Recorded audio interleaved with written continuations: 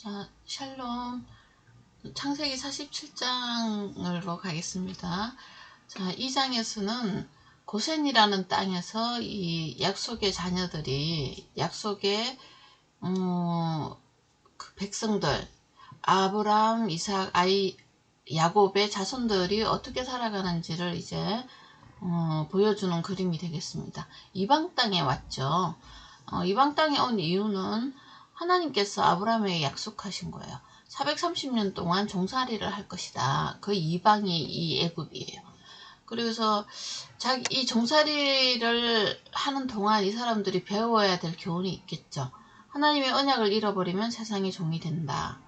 그리고 언약을 기억하면 하나님께서 회복시켜 주신다. 이런 거죠. 그래서 언약을 잃어버리면 이제 죄인이 되는 거니까 세상의 종이 되는 거죠. 언약 백성들, 약속의 백성들은 약속을 잊어버리면 안 된다. 이 약속은 뭐냐? 예, 오랜 역사 위로 올라가야죠. 창세기 3장, 가죽옷 약속, 가죽옷 언약. 그 다음에 그 전에 일방적인 하나님의 약속이 있어요. 여인의 후손 언약이죠. 그 원시복음이라고 이제 하는데 아주 모태가 되는 거죠. 복음의 또는 언약의 백성들이 가지고 살아야 될 모태. 약속의 후손, 여인의 후손이 오면 너희들을 죄에서 해방시켜 줄 것이다. 그래서 하나님과 자유로운 교제 안에 있는 그런 사람이 될 것이다. 이렇게 이제 약속을 하셨어요. 하나님께서. 근데 이것을 믿는 사람들은 하나님의 백성으로 살아가고 안 믿는 사람들은 세상의 백성들로 이제 살아가게 되는 그런 두 개의 큰 강으로 이제 이루어진 게 이 성경 내용들입니다. 근데 우리는 처음부터 그 약속의 자녀로 이렇게 태어나는 게 아니에요. 그 죄인의 계열에서 또 아담의 후손, 선악과 출신들로 이제 태어나는 거죠. 율법주의와 그런 세상 가치관 안에서 살아가는 한계의 존재들이라는 거죠. 그 존재들이 어떻게 하나님이라는 만유의 주이신 그분의 백성이 되느냐, 그 길을 성경은 가르쳐주고 있고 우리는 그것을 구원이라고 합니다. 자, 그래서 요셉이 이제 바로에게 인사를 하러 가야 되겠죠. 내 아버지와 형들과 그들의 양과 소와 모든 소유가 가나안 땅에서 와서 고센에 있습니다. 그들 중 5명을 택하여 바로에게 보이니 요셉이 형들에게 묻되 너희 성읍이 무엇이냐? 바로에게 대답하되 종들은 목자이언데 우리와 선조가 다 그러하나이다 하고. 자, 지금 보시면 이제 5명만 데리고 가죠. 형들 중 5명, 그 다음에 아버지, 그 다음에 요셉, 이렇게 7명이 들어가는 거죠. 바로 앞에. 그래서 오라는 단어가 계속 나올 거예요, 앞으로. 성경에서 오라는 단어는 이제 율법의 수, 또 어떤 때는 오경 또는 은혜의 수, 말씀의 수, 이렇게 또 해석이 되는 숫자입니다. 게마트리아에서 나온 건데요. 오라는 숫자의 개념들을 그렇게 알고 계셔야 나중에 이제 5분의 1 뭐 이런 거 있잖아요. 그런 거 해석도 돼요. 자, 가나안 땅에 기근이 심해가지고 종들의 양떼를 칠 곳이 없어서 이곳에 왔다. 그래서 바로가 요셉에게 이르되 내 아버지와 형들이 내게 왔은즉 애굽 땅이 내 앞에 있으니 땅의 좋은 곳에 내 아버지와 내 형들이 거주하게 하되, 엄청난 이제 배려를 하는 거죠. 좋은 땅. 우리는 좋은 땅 그러면 이제 약속의 말씀이죠. 교회죠, 교회. 약속의 말씀을 갖고 있는 교회를 말합니다. 그 다음에 십자가 매달아 놓은 그런 모든 교회가 아니고요. 그들이 고센 땅에 거주하고 그들 중에 능력 있는 자가 있거든. 그들로 내 가축을 관리하게 하라. 이제 직장도 주고 땅도 주고 이제 이런 혜택을 다 보는데요. 요셉이 자기 아버지 야곱을 인도하여 바로 앞에 서게 하니 야곱이 바로에게 축복하며, 아이고, 바로에게 축복을 했어요. 야곱이. 축복은 높은 사람이 아래 사람한테 하는 거잖아요. 근데 왜 이렇게 했냐면 야곱이 이제 영적인 나이가 바로보다는 이제 높은 거죠. 바로가 야곱에게 묻되 내 나이가 얼마냐? 야곱이 바로에게 이르되 내 나그네의 세월이 130년입니다. 내 나이가 얼마 못되니 우리 조상의 나그네 길에 연조에 미치지 못하나. 험악한 세월을 보냈습니다. 참 험악한 세월을 보냈죠. 그래서 교회를 만드는 이제 과업이 야곱이 졌는데 언약에 전달하는 이제 통로 중에 하나죠.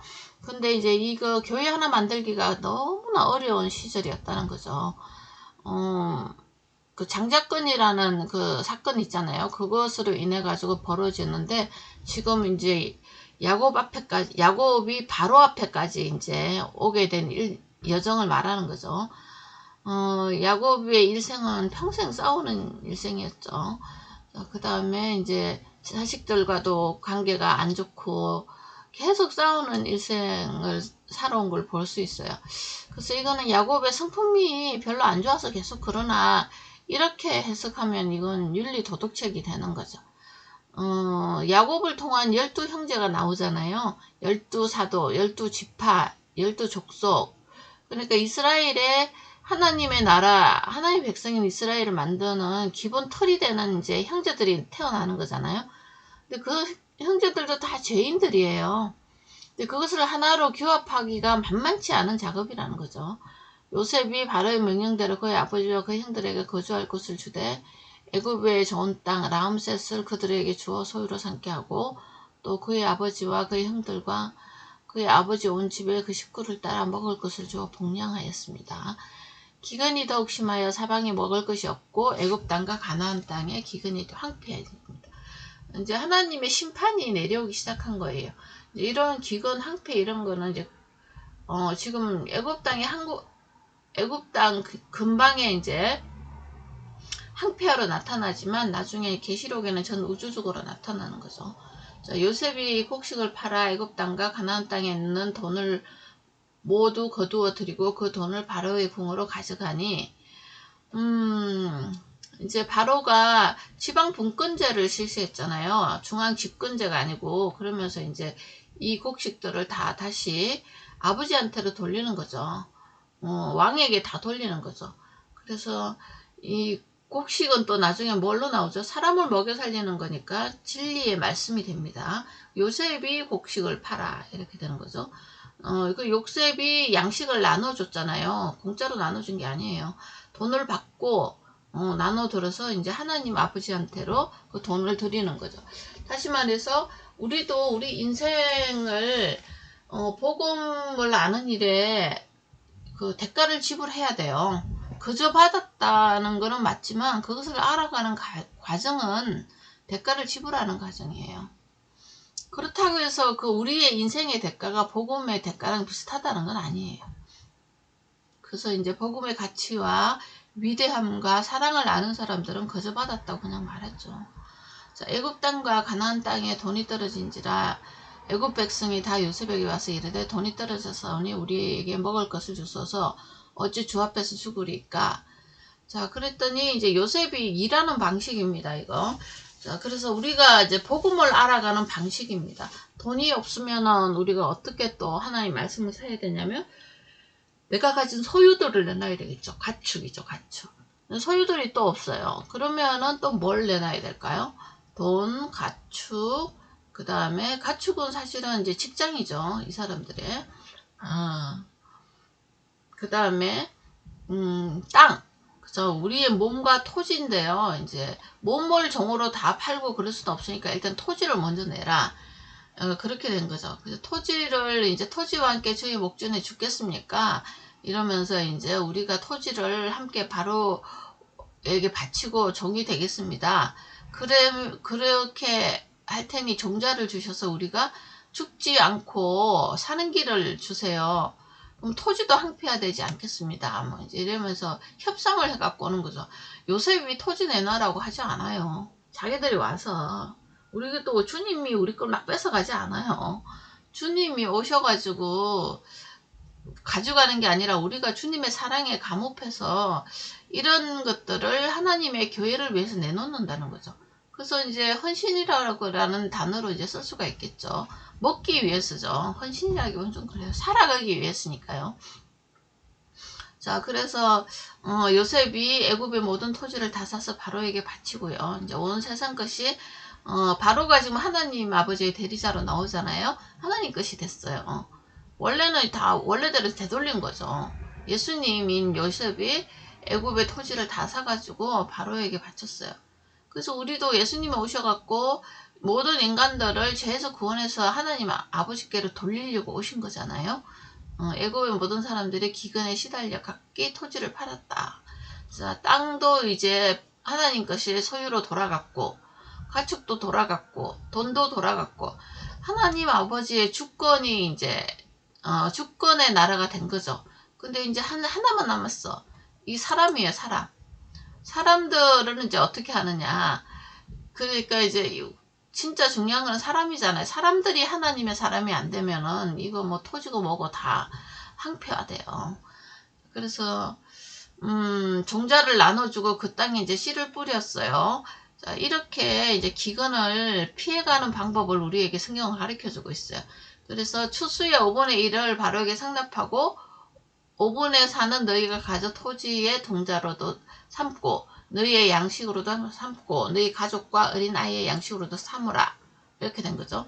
자, 사는 길을 주셨어요. 그래서 주께서 우리를 살렸사오니 우리가 주께 은혜를 입고 바로의 종이 되겠나이다. 네, 이거 중요합니다. 25절. 이게 지금 종대라고 요셉이 막 끌고 온 거 아니에요. 사랑의 종입니다. 우리가 요셉을 통한 하나님의 사랑, 예수님의 사랑 이런 걸 통하면 스스로 하나님 앞에서 우리가 종이라고 이제 이렇게 인식이 되죠. 근데 하나님은 우리를 종으로 안 불러요. 우리가 감사해서 종이지. 너는 나의 자녀라. 자녀가 되는 권세를 주셨다니까요.